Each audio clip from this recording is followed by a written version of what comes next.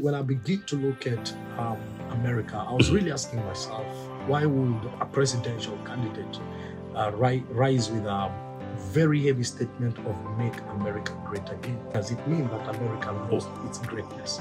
And if it lost its greatness, then we need to ask ourselves, what happened? How about the kids who get born in the diaspora and they've never been back home, but they have to live in the United States, grow up in the United States, but at the same time, the parents want them to behave like the cultural backgrounds of Africans and all that. Could be having American IDs and passports. This color of yours has an origin in Africa. Yeah. So I believe it's very important. In future, that person might be curious to just know who are my people, how do they look like. When there's that, introduction to their culture, their meals, their behavior, their way, it will be easy for them to interpret.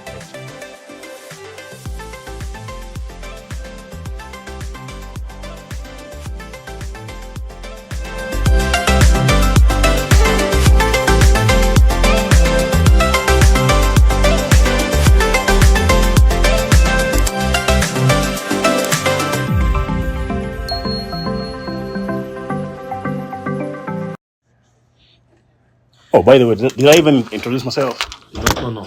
Oh, I'm Kenyatta, by the way. Kenyatta? Yeah. Oh. Yeah. Well, like the one I know. Not like that. Not like that for sure. I think a lot of people confuse that for sure. Okay. They think I'm from that family, but I'm not. Yeah, Kenyatta means Kenyatta is a Maasai belt. It is. I get it right. Yeah. I hear the first family there. The father really loved those belts. So the Maasais called him Kenyatta. True, yeah. And I think a lot of people from Kenya, if they hear you call Kenyatta, they pay more attention. They're like, you coming from that family? And I'm like, no, I don't come from there for sure. Wow. But yeah, that's what it is. But man, I really do love your trajectory and perspective of life for sure, and how you assimilate the recent generation and the old generation, pretty much from the Gen Zs, millennials, and Gen X. It really resonates and assimilates simultaneously in the lifestyle that we live right now. And I would love to understand more of that for sure. Because I think you've done more, you've spoken more about it, and I think the more you come on interviews and stuff, because I think the first time that I saw you on Obina Show Live. Oh, okay. Yeah, and then I followed you back to Dr. Kingori, then I think I kept on digging on you more and more. And when they said you're coming down here, I was like, man, I gotta come. I gotta come on that day.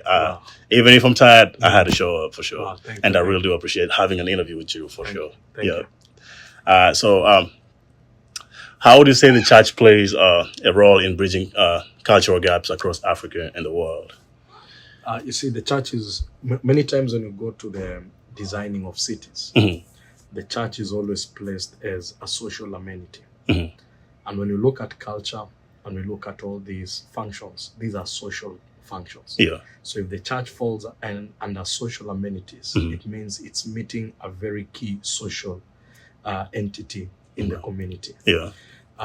For you to fully have impact in any community, when you gather people together, they will always come with what they call norms of operations. Yeah. And the ideas of life and all that. So you have to acknowledge that any community is guided by certain values, certain ideologies, and some could be right, some could be wrong, depending with who defines the values and ideologies of that community. The role of the church is to make sure that we have a safe community, we have a community where godly values are first of all observed and they affect how the community operates. So you can't change a culture you've not understood.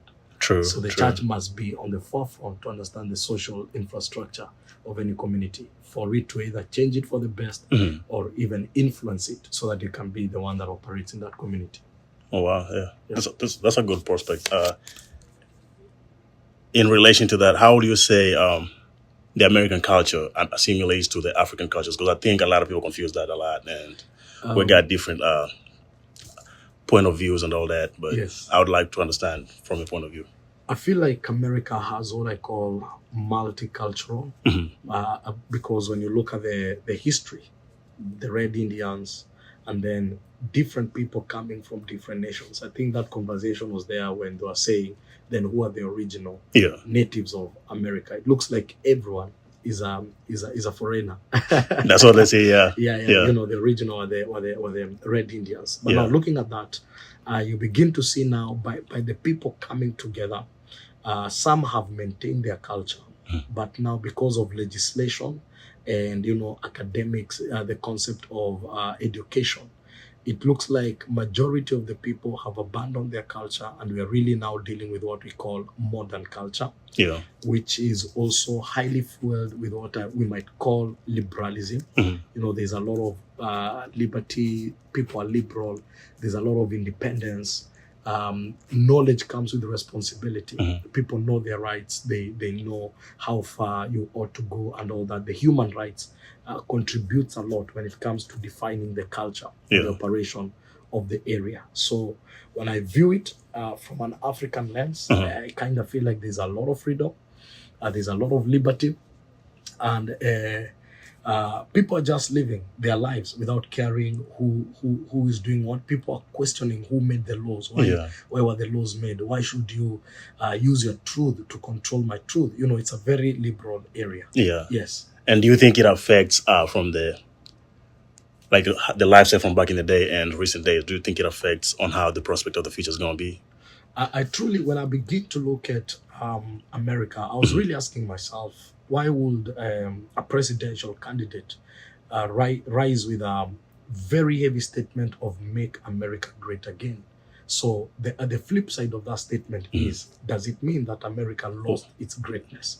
And if it lost its greatness, then we need to ask ourselves, what happened? Yeah, And what was that greatness like? You look at the 1960 to 70, there's something they call the sexual revolution, which came with contraceptives, abortions, and that was encapped as rights. yeah, And that kind of shook the family fabric. And Americans were really known, and I believe majority still hold highly to family values.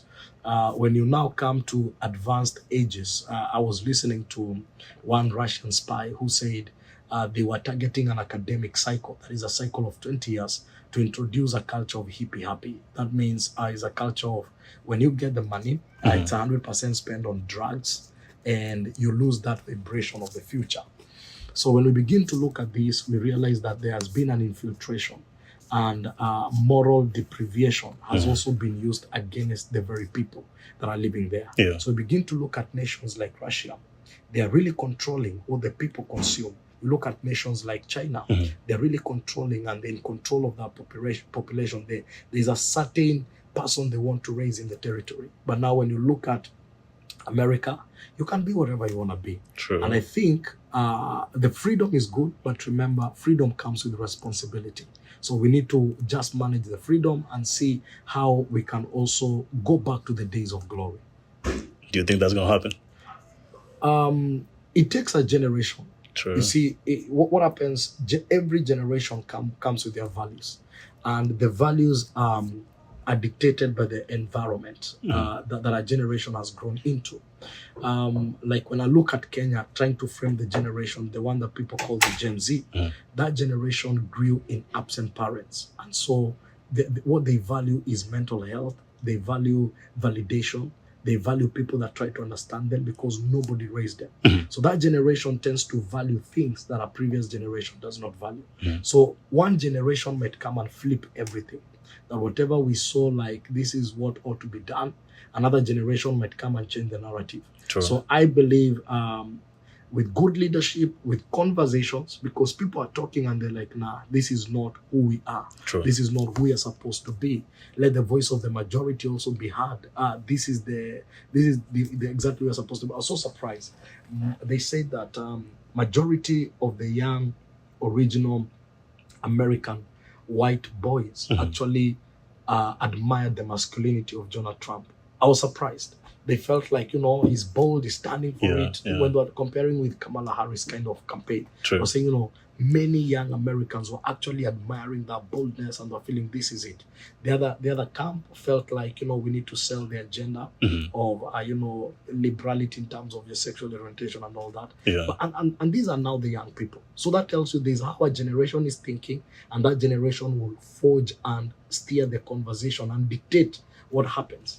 And I think that came up when they analyzed that the election. They said, wow, I think what we were selling was not consumable. Mhm. This is exactly what they're looking for. True. So it is that interaction that changes policies, values, and systems and shapes even the ideology of a nation. True. Yeah. And I think it's changing right now because I think a lot of people are hating him right now because of the pressure that he's putting on the community and the Yeah. market and all that. But true, like you said, yeah, they were supporting him a lot and they liked his energy and all that. Yeah, but now you see now when politics comes and the policies begin to oppress the people, there will be a reaction. But True. I think the future of America is great. It's always great. I mean, Yeah. there's hope, but you never know how long it lasts. But you Yeah, gotta yeah. keep on pushing for Yeah, sure. yeah. Yeah. Wow, that's a good point of view. What challenges do you see when Christianity meets diverse cultural traditions beyond Kenya, like from your preaching from different countries and all that? It now 100% takes you back to scripture. Mhm. Sometimes you try to preach with the needs of the people. Mhm. Coming from a third world country, poverty Sure. is something that you cannot ignore. So you tend to speak a lot of hope in terms of material possession and Yeah. God is going to visit you. Yeah. But now you come to such a place, the problem is the parking lot and, the dealing with, there is enough food and all that. Mhm. So it now tells you have to focus on what the Bible says Mhm. and not try to make the Bible speak what it is not speaking.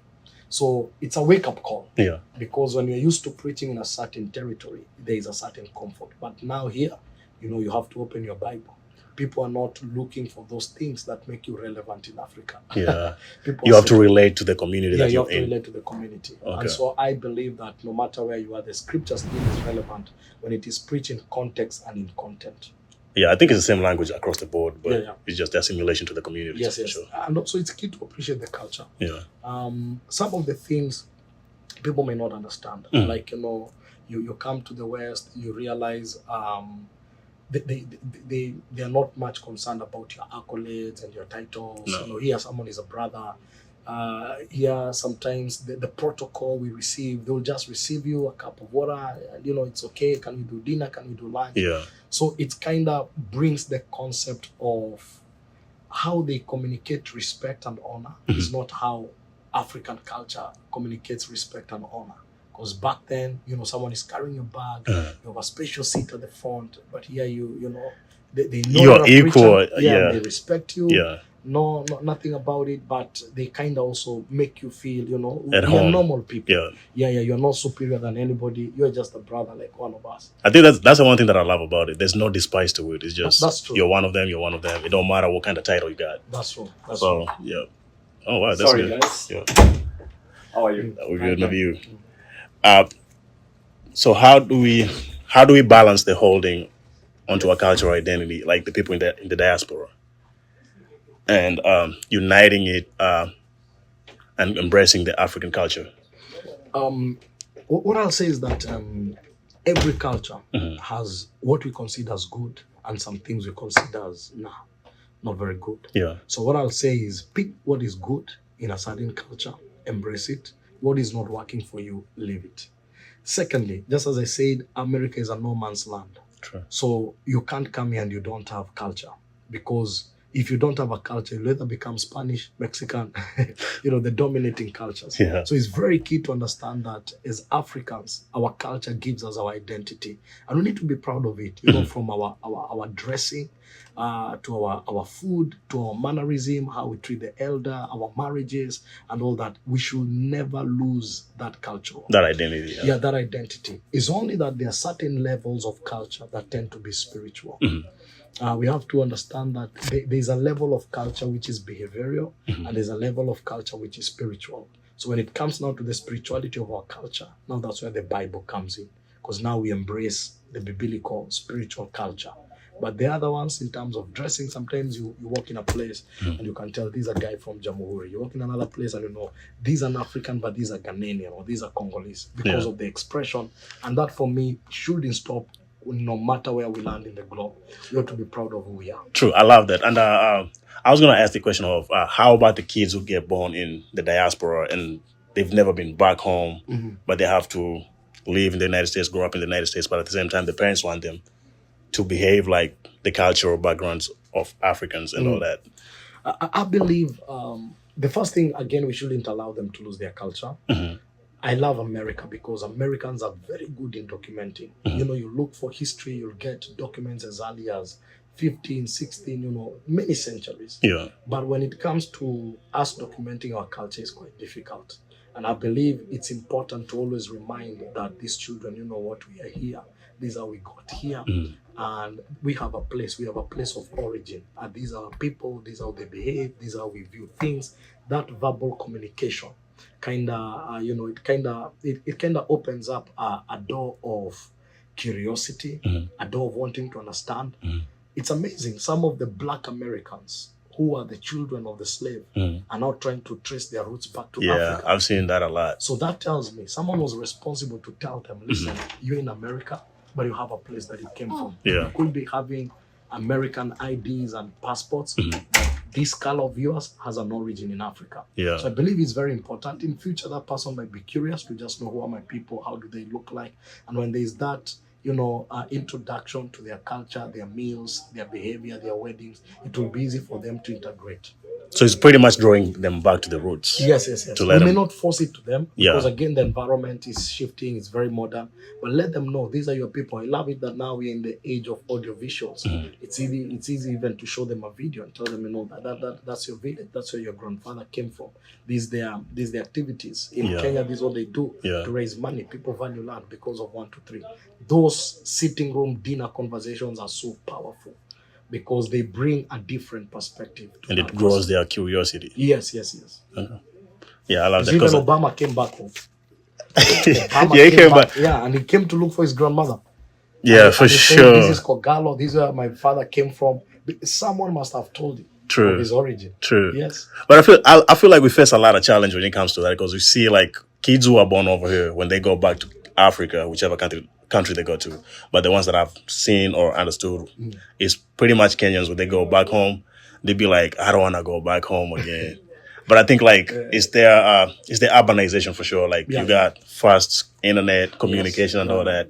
So the IT is pretty much grown over here than it is back home, and I think systems here they don't want to get back from this. The systems here are working. Something as simple as a traffic light. Yeah. You land in Jamhuri and everyone is overtaking, and it's those small things that irritate you and they're like, who are these people?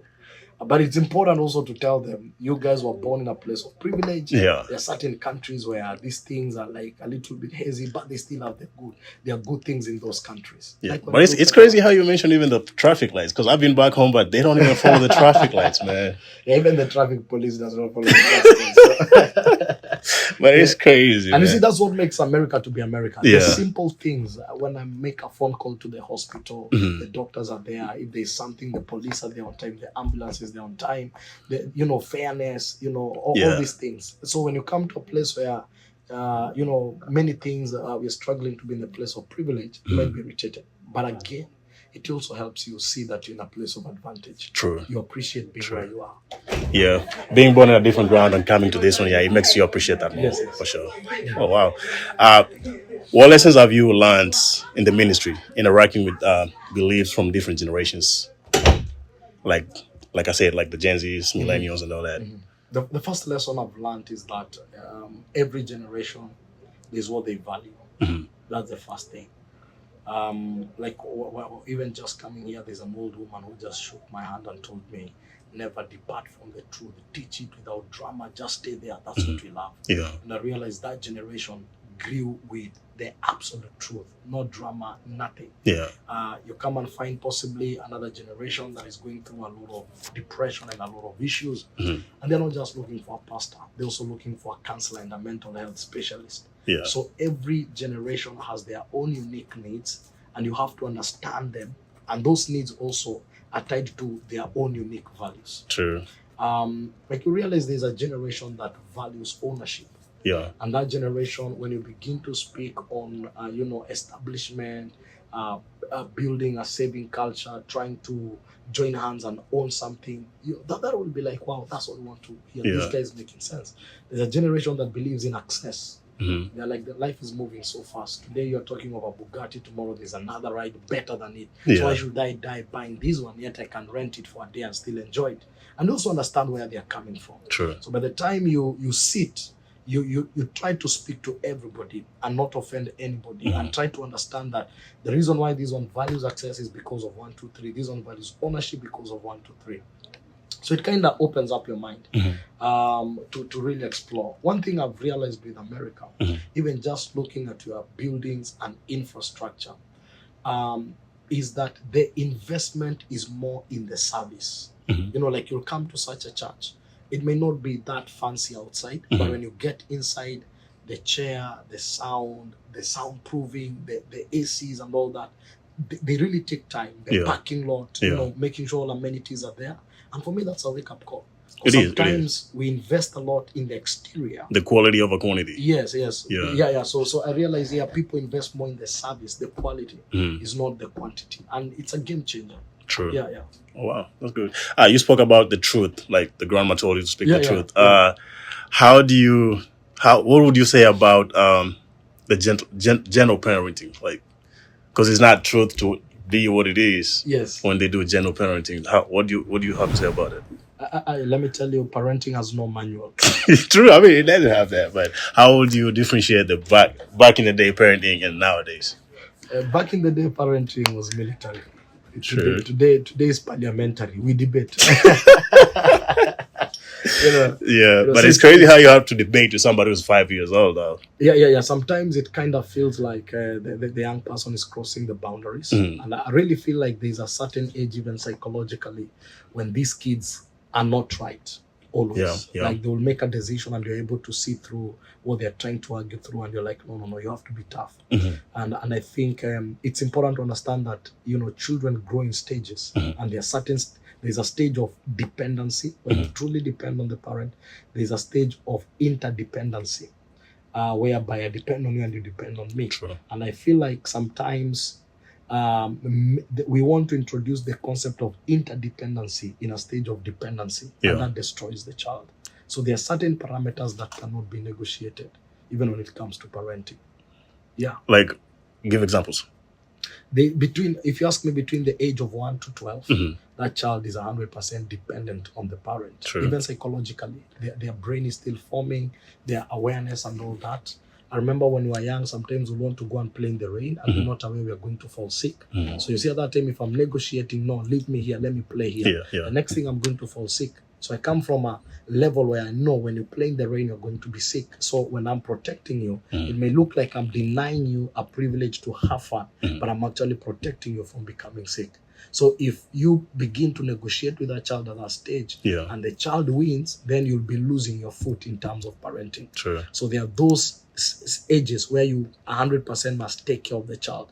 And even in the place of interdependency, it ought to be gradual, not once. You still work with them through the stages, because what we are facing is there is ability and capacity. You can have ability. I'll give a good example. You may have the ability to have sex, but you don't have the capacity to become a mother. So the conversation has to be there. Now you're a teenager, you have all these abilities, but do you have the capacity to deal with what the abilities come with? Responsibilities and consequences. And I feel now that's where, as a parent, once in a while, you still need to hold the truth and still, let them know, this is what I believe in and this is what I'm going to stand for. So if you take another path, I'll not try to make you happy at the expense of your destiny. Because if you fail, since you have no capacity, if you get pregnant, guess who's going to raise the child?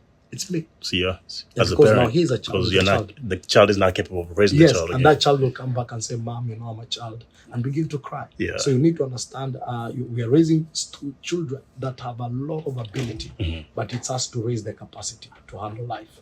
Wow. Yeah. I was going to ask you, what about the instances where they challenge your authority? Sometimes they're right. Not every challenge is wrong. Sometimes they're right. But again, you have to be firm as an authority. Every power will always be tested. And sometimes, even as young as these children are, at the age of 3, children will always do what they call power play. They'll refuse to eat just to check whether you're serious with what you're saying.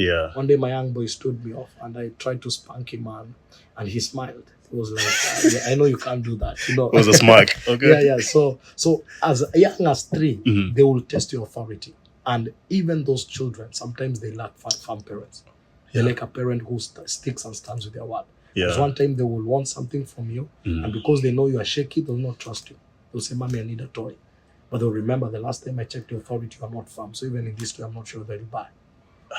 Yeah, that's a that's a good thought, honestly.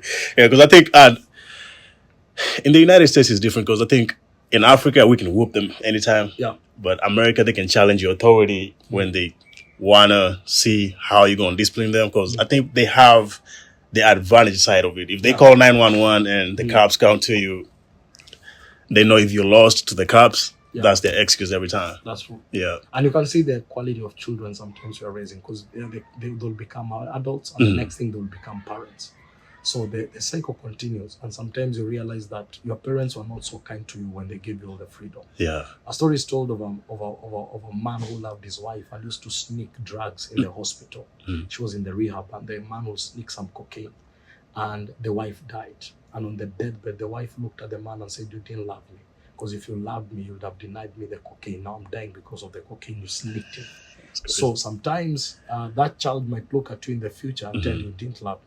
Because when other parents were tough on their children, you didn't even draw the lines. Now I'm here dealing with what I'm dealing with because there was no one to stand when I was weak. Yeah. So not every time. They say you can't be a friend to your children all the time. True. Yeah, there are times when you need to stand, you stand. Yeah. Man, I just hate the part where they challenge your authority because now it scares you a lot when they call 911 because now you know next time I can do this. Yeah, that's true. Yeah. That's true. Wow. What is the most powerful experience you've had where faith bridged a cultural divide, like, let's say, between Islamic and Christianity? How do you integrate that and assimilate to it? The first thing, I come from a place of respecting. I have to respect what you believe in. And the second thing, understand what you believe in. I shouldn't demonize it. I shouldn't make it look that is you against us. And the third thing, I believe in what I call mature intellectualism. Yeah. That means that you're coming from a space, I have to listen to you.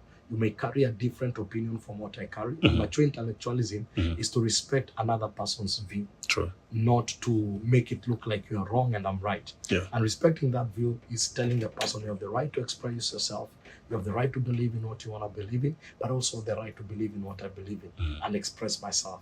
So through that, it creates a very mature platform of we can agree and we can agree to disagree and still become friends. This doesn't make us enemies. Yeah. So I've seen instances where I've debated with Muslims, debated with atheists, and after the debate, we'll still shake hands and we'll tell them. So you just have to find a common ground. Yes, and then I'll tell an atheist, I'll pray for you, and the guy will tell me that God does not exist. But that doesn't make us enemies, because until I get where you're coming from, it's very hard for me to influence you and impact you. True. Yeah. I see that because I think it comes a challenge. We've had this back in the day, but I don't think nowadays we have this where we have conflicts between religions. It's still there, depends with where, but now because religion is your right. True. Don't force it on me. But in certain areas, you find possibly it's a Christian dominated and they're trying to tell the Muslims, you will set up a mosque here. You find another area, it's Islam dominated. You go to the Middle East, like even a place like Saudi Arabia, they're now trying to build what they're calling a kafir city. That's where now they can do churches because they don't believe that if you're not a Muslim, you're a kafir. Yeah. Yeah. And so they want to do a city where you can now have the churches. Yeah. So there are places where you find the extremists, but at the end of the day, you still understand the majority rules. That's democracy. Yeah, true. Because I think I've heard a story of somebody. It was a Muslim who was trying to run away from the religion and be a Christian, and I think their punishment if they have to kill you if you change religion, they have to kill you. Yeah, where the extreme that happens. Yeah, so I think I've heard that before, but I was trying to see what's your perspective on that too. How can the young people of this generation bridge between cultures through faith? The first thing you need to understand, faith also introduces you to a culture. Yeah. The whole concept of kingdom as a language, kingdom as a culture, and all that. And what the first thing I believe is to understand. The first thing is to understand. You never appreciate what you don't understand. True. And being cultureless again is not a cool thing. Yeah. There's no vacuum. You either find yourself because you don't have a standing point. Yeah. You find yourself manifesting another person's culture, which might be called modernity, but still has traces of where it's coming from. Yeah.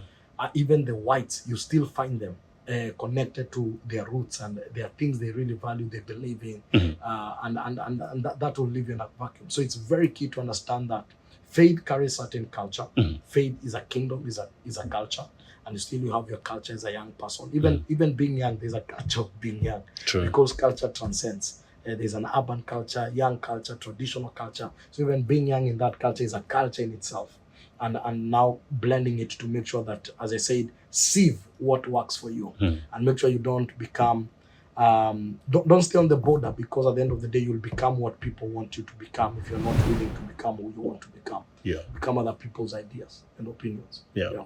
Because I was gonna, I think I've questioned myself the other day. I really don't know the white people culture. White people culture. I don't even know. You'll be so surprised. Is either Mexican, either Italian. They still have their roots. I mean, yeah, the Mexicans, I get it. Yes. Yeah, I get it. But I was asking myself, the white American people, like, what's their culture? Because I've been here for like almost 5 years, but I don't even know their traditional cultures. You'll see it. It's what they perpetually keep on doing. Like, Yeah. I've realized part of the things I've realized, like when the hotel I'm staying in, I find so many of the guys coming, their family staying in over the weekend. So you see, there's that family concept. I love the family aspect of it, because I Yeah. think the Americans will take the weekend off and go to their parents' house. Now that's a culture. Yeah. Yes. But I think that's the only one that I've seen, though. If you're keen enough, you'll begin to see many other. A good one. I'm willing to learn, but I Yeah. think that's the only one that I've paid attention The to. other one is that you find the American men are very, they are, what will I say, submissive to their wives, or they listen to their wives. You'll find them also, if it's children, they're involved in their matters. Yeah. Because in African culture, you don't find a man involved in children Yeah, matters. no. You find a man even, concerned about the diapers, the washing. So that's how you trace culture. Wow. Yeah. All right, I'm saying we're being told we don't have time, but on my last question, what advice would you give to diaspora communities struggling to merge or assimilate to the American culture with their African roots? What I'll say, it is good. Never hate where you're coming from. Never despise your culture, thinking that possibly this could be the best culture. But secondly, always accept that change is happening everywhere. Yeah. And there are certain things that are happening here and they will never happen in Africa. in Africa. Yeah. So the best thing is have a nature of adaptability and adjusting. There are certain things you cannot change. You just need to adapt. Accept how and they accept come. that this is the current norm. Yeah. And also, the earlier you adapt, the better. Also, what I will also say is that there are certain things in this land that are very important. Sometimes I attend Kenyan churches, they realize they've not evolved. This is like they brought Kenya to America. And you feel like, we ought to bring an element of Kenya, but still learn from the community, because every day the members are interacting with the community. Yeah. So they also need to come and feel this is a safe haven, so that the church does not become irrelevant with time. So adaptability and adjusting, very important. And that's not just for America. Wherever you go. Yeah, you have anywhere. to. Yeah. Yeah, you can even hear my English is trying to adapt. Yeah, that's a good thing. Yeah, that's a good thing. Yeah. I get that a lot too. Yeah. But hey, I appreciate the time that you give me today. It's Wow, not a thank lot of time, but it's really important, and I really do appreciate this. Wow, thank you I very don't much. think I would appreciate it Thank any you, other thank way. you. But Wow, I appreciate you God bless coming through. Thank And if I come to Kenya, I'd Yeah. like to meet you again, honestly. That's okay. Yeah. Karibu sana. Nashukuru.